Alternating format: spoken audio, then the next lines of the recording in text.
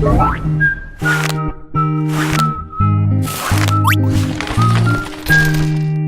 are debt funds?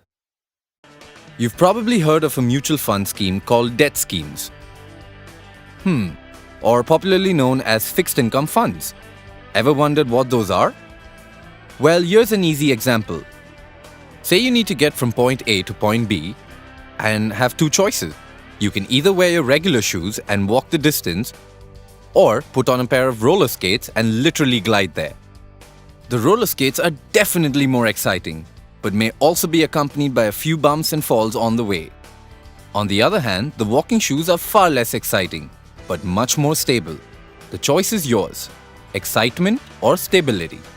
And when you talk about debt funds, you're talking about stability. Debt funds are less volatile and thus more stable, because they limit the risk you take on your investment. There's different kinds of debt funds to choose from. And to evaluate which kind is best suited for you, consider a few parameters.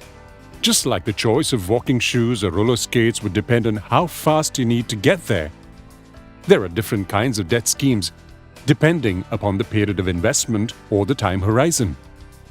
There's liquid and money market funds, suitable for investors who have surplus or idle money, but for very short investment horizons, ranging from a few days to a few months. Then there's short-term debt funds, which invest in debt securities and are suited for investors with a short-term investment horizon of 6 months to a year. Finally, long-term debt funds invest in government bonds and corporate bonds. These funds invest in a portfolio of predominantly debt securities across different categories and sectors, and are suitable for investors with a horizon of at least a year. Another important way to classify debt funds is based on the kind of debt securities they invest in. Here's a few for you to consider. Floating rate funds that regularly adjust the interest rate they pay to reflect the market rate. These funds invest mostly in floating rate debt instruments and are best for investing during rising interest rate regime. Government security funds, on the other hand, invest only in short-term or long-term government securities issued by either the central or state government. These funds give retail investors access to government securities which are otherwise available as investment option only to high-value investors.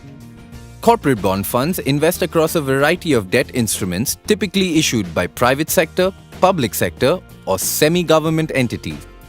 That's quite a few to choose from already, isn't it?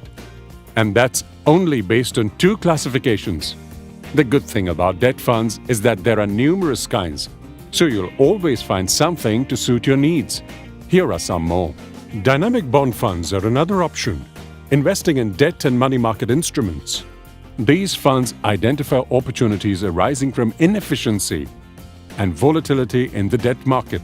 Depending upon the market environment, they have the flexibility to invest in long-term or short-term debt securities.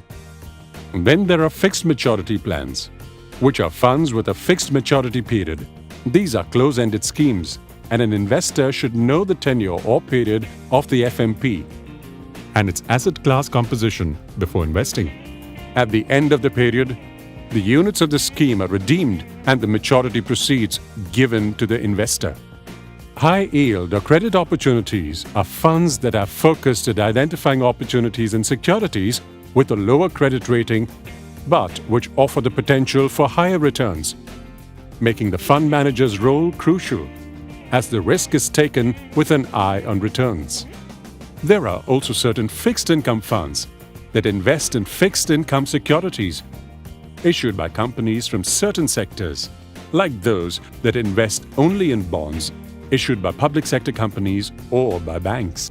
Other than pure fixed income funds, there are also fixed income-oriented funds that predominantly invest in debt yet have a small portion invested in equities.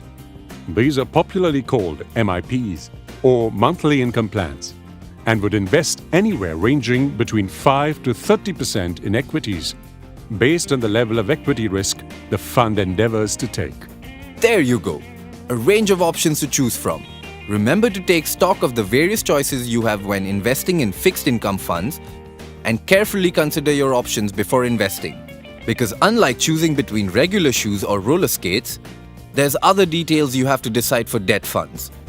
But if you do your research and make a good decision, you'll definitely end up with a fund that's right for all your goals.